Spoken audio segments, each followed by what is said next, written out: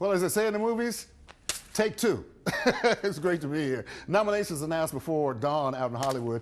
Campaigning for votes is already underway. So I enlisted my pal, movie critic Richard Roper, to give some initial predictions on the front runners now that we are on the road to the Oscars. Let's start with that film that has the most chances to win. It does not look good. Well, yes it does. Michelle Yeoh is the first Asian to be nominated for Best Actress. Jamie Lee Curtis for Best Supporting Actress. We live in an era, Jose, as you know, where there's so many sequels and reboots and franchises, but it's neat to see with this picture and some others, there's still room for original, creative, different works of art. Ke Huy Quan was just a kid when he debuted in Indiana Jones. Nearly 40 years later, he's an Oscar nominee. It does kind of just make you feel good, because again, every time you see him too, you go, that just seems like a really positive light. His personality and his spirit are just so, exhilarating and enthralling. We need that kind of stuff. Watch out for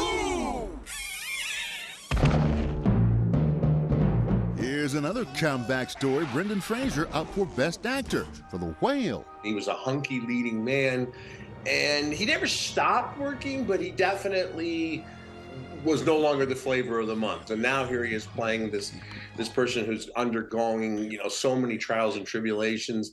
And I think it's just a beautiful performance.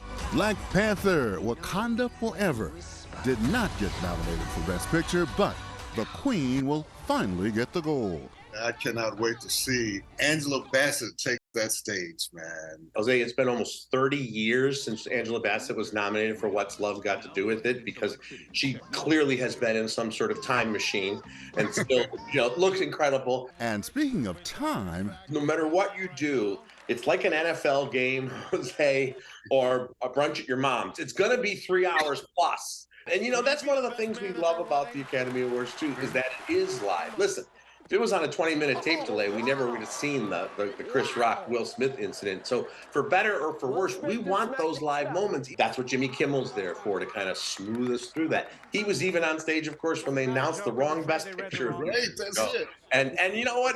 We remember that more than almost anything else, because La La Land, It's Not You, it's Moonlight.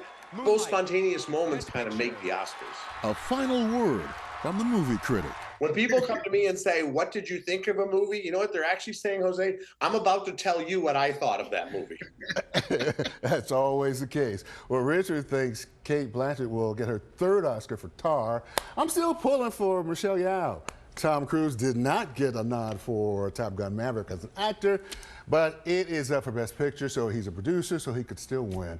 Steven Spielberg could be front runner for Best Director. The Fabelmans is, of course, a love letter to the movies. Spielberg is one of Hollywood's favorite success stories, so we shall see. The campaign season is on. That's right. A lot of reasons to watch the Oscars, and sometimes it has absolutely nothing to do with the movies that are out. Nothing at all to do. Like we said, some disappointments. Some people you wanted to see get in, didn't, but rah-rah movies. No kidding. It's going to make me do a lot of cramming in there. You know what? Before now in the Oscars. Rich and I were talking about now, you have more of an opportunity to do that now because so many things are streaming.